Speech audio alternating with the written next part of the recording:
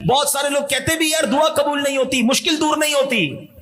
ایک بار حضرت موسیٰ کلیم اللہ علی نبینا علیہ الصلوۃ والسلام نے ایک شخص کو دیکھا، وہ رو رہا ہے، یا اللہ میری دعا قبول کر لے، یا اللہ، رو رہا ہے، گڑ گڑا رہا ہے۔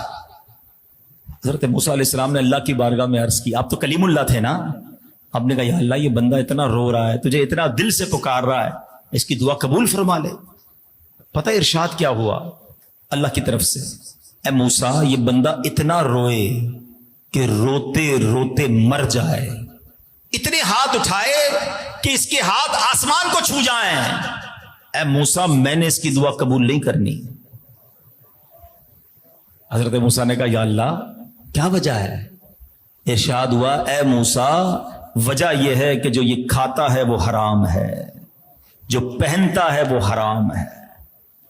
ہم غلط ٹریک پہ چلے گئے، ہمیں یہ پتہ ہی نہیں ہے کہ حرام روزی ہمیں کتنی پرابلمز میں ڈال رہی ہے۔ جھوٹ بول کر کاروبار کیا جا رہا ہے، جھوٹی قسمیں کھا کے کاروبار کیا جا رہا ہے، دھوکہ دے کر کاروبار کیا جا رہا ہے۔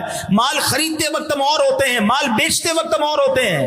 جو کاروبار کرتا ہے اس کو پیسوں کی فکر نہیں کہ کیسے لینا ہے، حلال ہے یا حرام ہے، رشوت ہے یا سود ہے، پیسے ہونے چاہیے۔ اور اسی طرح نوکری کرنے والا سمجھتا ہے کہ میں تو کاروبار کرتا ہی نہیں، میں کہاں سے حرام کماؤں گا۔ جو نوکری کرتا ہے اس کو پورا وقت دینا ہوگا، جھوٹی حاضریاں لگانے والا حرام نوکری کے پیسے کما رہا ہے۔ صاحب کو کہہ رہا ہے ٹریفک میں پھنس گیا تھا اور گیا دوستوں کے ساتھ گھومنے، 3 گھنٹے بعد آیا، یہ حرام کیا اس نے، اتنے گھنٹوں کی اجرت کیسے لے سکتا ہے؟ جس دن یہ خیال آپ کے دل میں بیٹھ گیا نا کہ مجھے 1 روپیہ بھی حرام کا نہیں چاہیے، پھر دیکھو تمہاری مشکلیں کیسے حل ہوتی ہیں، پرابلمز کیسے سالو ہوتی ہیں، تمہاری دعائیں کیسے قبول ہونا شروع ہو جاتی ہیں۔ مسئلہ یہ ہے کہ آج کسی چیز کی فکر ہی نہیں ہے کہ میرے ہاتھ میں جو پیسہ آ رہا ہے یہ حلال